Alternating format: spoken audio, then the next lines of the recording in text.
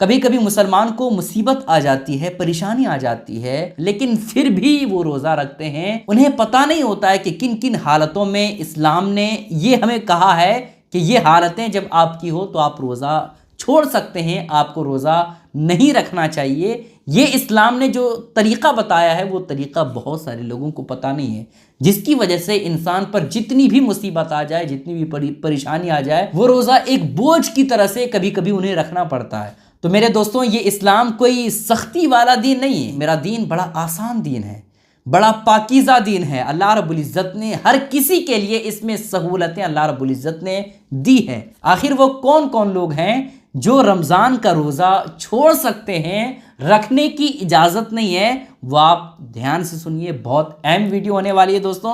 और आप लोगों से गुजारिश है कि इस क्लिप को दूसरों तक सवाब की नीयत से ज़रूर पहुंचाइएगा, ताकि सारे लोगों को ये मसला मालूम हो जाए। पहला वो शख्स है जो सफ़र की हालत में हो। सफ़र की हालत में अल्लाह रब्बुल इज़्ज़त ने रोज़ा रखना, रमज़ान का रोज़ा ना रखने की इजाज़त दी है। अगर कोई सफ़र की हालत में है, परेशानी है, मुसीबत है, तो वो रोज़ा छोड़ सकता है, उसको उस वक्त रोज़ा रखना ज़रूरी नहीं है। अब सफ़र और मुसाफिर किसे कहते हैं वो भी आप सुन लीजिए। शहर से बाहर 92 किलोमीटर या उससे ज़ायद दूर जगह का सफ़र करे तो मुसाफिर कहा जाएगा, वो सफ़र के हुदूद में आएगा। ऐसा नहीं होगा कि भाई हम अपने खाला के यहाँ जा रहे हैं जो कि 20 किलोमीटर है, जो कि 30 किलोमीटर है, तो भाई हम रोज़ा नहीं रख पाएंगे, भाई परेशानी होगी। तो ये परेशानी नहीं है। अगर आप 92 किलोमीटर या उससे ज़ायद दूर जगह का सफ़र करते हैं तो ऐसी कैफियत में आप मुसाफिर में गिने जाएंगे, और आप अगर उस हालत में रोज़ा छोड़ना चाहें तो छोड़ सकते हैं, कोई आप पर पकड़ नहीं है, ठीक है। और दूसरा वो जो हमल की हालत में है, जिसके पेट में बच्चा है और उसको मालूम है कि अगर हम रोज़ा रखेंगे तो ऐसी कैफियत में हमारा जो बच्चा पेट में पल रहा है वो बच्चा ख़राब हो सकता है, और बच्चे की नशोनुमा जो है वो बिल्कुल ठीक नहीं रहेगी, और ऐसी कैफियत में बच्चा ठीक नहीं पैदा होगा।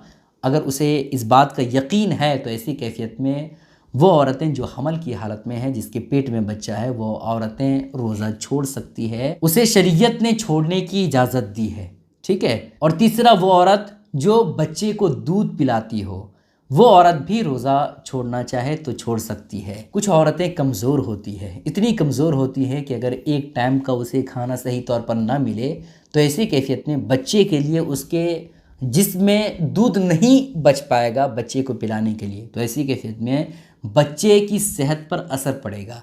तो अगर ऐसी लड़की है, ऐसी औरत है कोई कि अगर रोज़ा रखेगी तो ऐसी कैफियत में बच्चे को दूध पिलाने के लिए दूध नहीं होगा, तो ऐसी कैफियत में उस औरत के लिए इजाज़त है कि वो रोज़ा ना रखे, शरीयत ने उसे छूट दिया है, ठीक है। उसके बाद ये है कि बीमार आदमी, ऐसी बीमारी जिसको मुकम्मल ये पता हो चुका है कि मेरे अंदर ऐसी बीमारी है कि अगर हम दिन भर भूखे रहेंगे तो ऐसी कैफियत में यकीन है, उसे डॉक्टर ने बिल्कुल यकीनी के साथ बताया कि आप मर सकते हैं, आपकी मौत हो सकती, तो ऐसी कैफियत में शरीयत ने कहा है कि अगर आप ऐसी बीमारी में गिरफ्तार हैं तो आप रोज़ा छोड़ सकते हैं।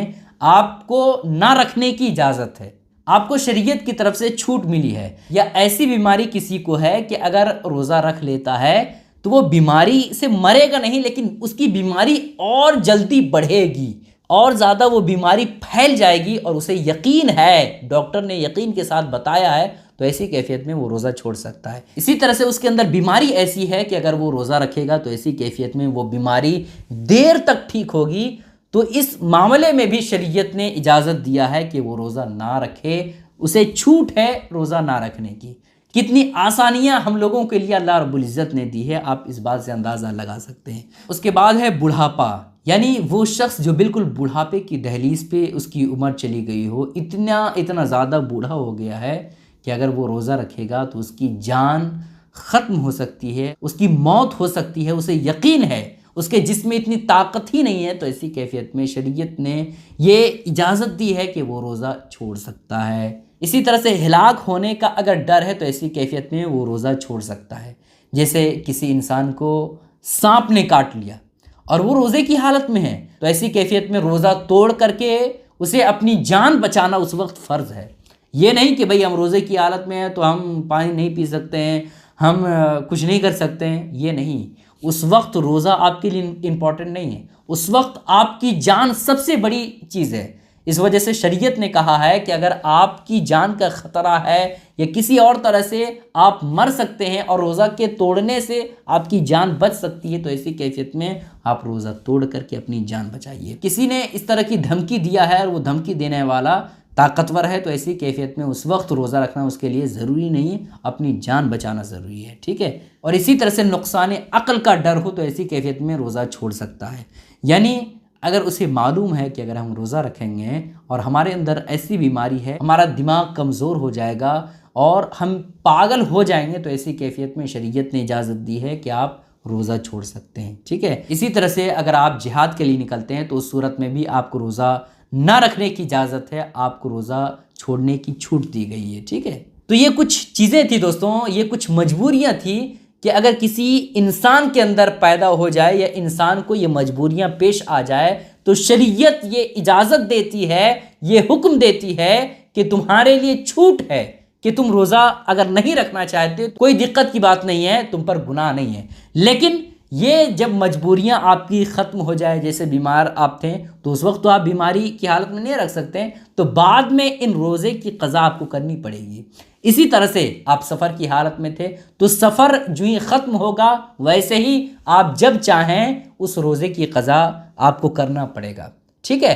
लेकिन रमज़ान के मुक़द्दस महीने में अगर ये सब मजबूरियां आपके अंदर पाई जा रही है तो ऐसा ज़रूरी नहीं कि भैया आपको रोज़ा रखना ही पड़ेगा हर हाल में, चाहे आप मर जाएं चाहे ख़त्म हो जाएं, ऐसा नहीं शरीयत ने कहा है। बल्कि साफ तौर पर यह कहा है कि ये मजबूरियां अगर आपके अंदर पाई जाती है तो ऐसी कैफियत में आपको छूट दी गई है कि आप रोज़ा ना रखें। लेकिन बाद में जब वो मजबूरी ख़त्म हो जाए तो आपको रोज़ा रखना पड़ेगा, रोज़े की क़ज़ा करनी पड़ेगी। ठीक है। इन बातों का ख्याल ज़रूर रखिएगा दोस्तों, और आप लोगों से गुजारिश है कि इस वीडियो को सवाब की नीयत से दूसरों तक ज़रूर शेयर करें ताकि सारे मुसलमान को ये मसला मालूम हो जाए। अस्सलामु अलैकुम रहमतुल्लाहि व बरकातुहू।